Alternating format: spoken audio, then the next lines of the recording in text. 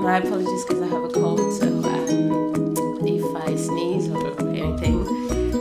just bear in mind. I was born in Kinshasa and lived there until I was 9 years old. I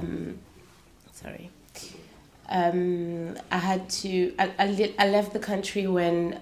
the first civil war started, and moved to Paris with my mother, and I studied in France until I was 18, before moving to London, where I studied fashion at London College of Fashion. And so I'm not sure if you want more details, but obviously living in Congo was great at that time, and ever since the story of that country has been a little bit just kind of disturbed, if I can say.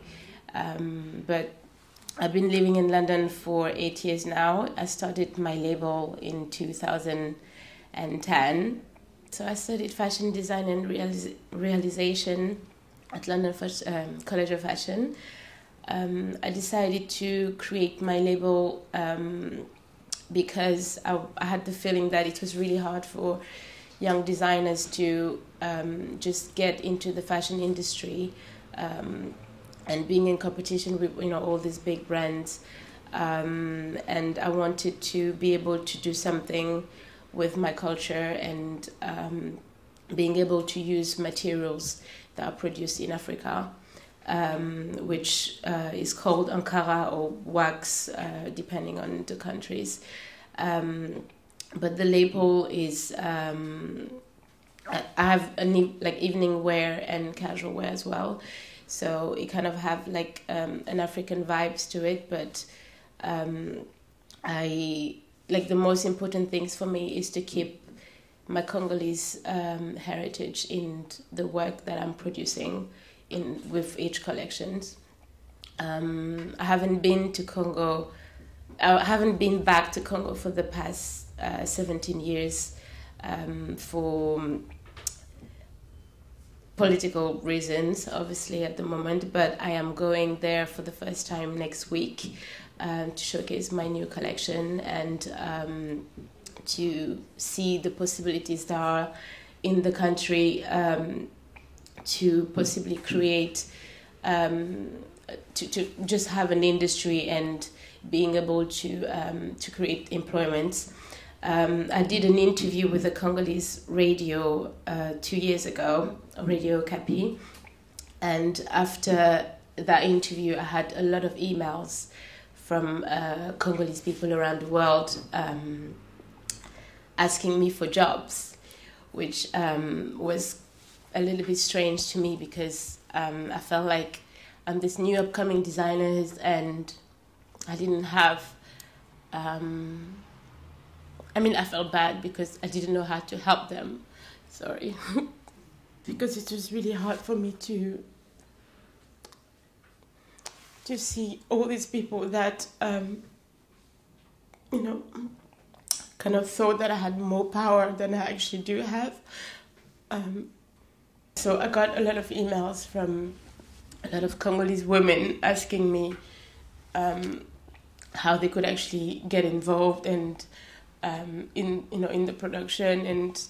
if I actually could open a factory or anything in the country, which I wasn't able to do at the time. So I had just to explain through the interviews and the publication that was made after the different events that I did.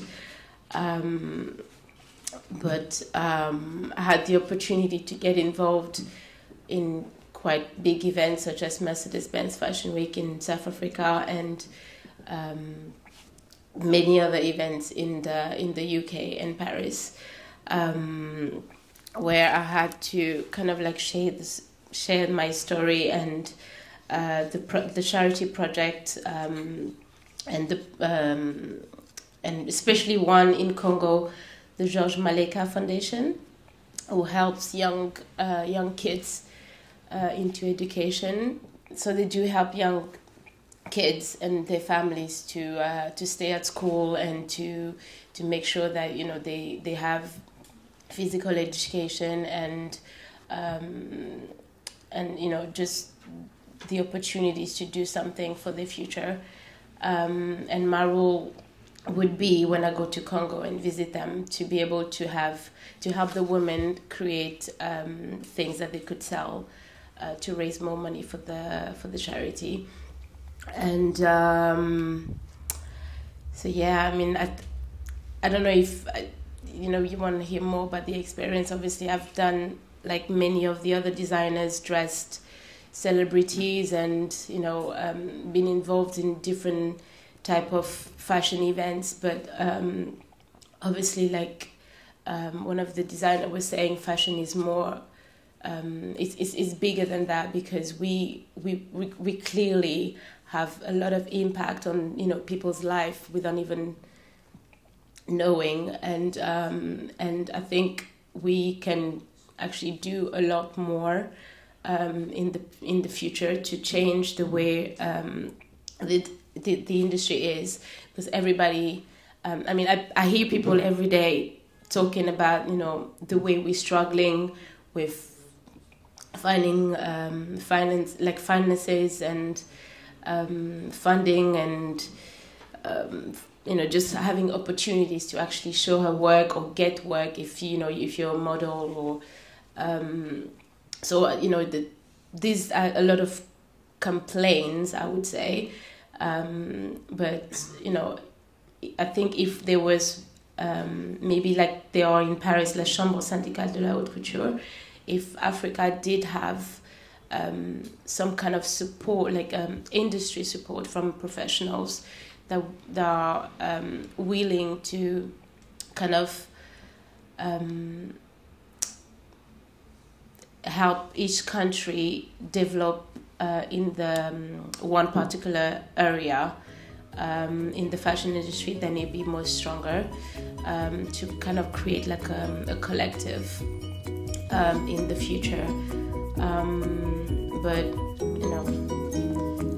that's what I'm hoping, that one day Africa would also have a collective of, and just all the designers to be able to bring the creativity together, and the contacts also, because this industry is all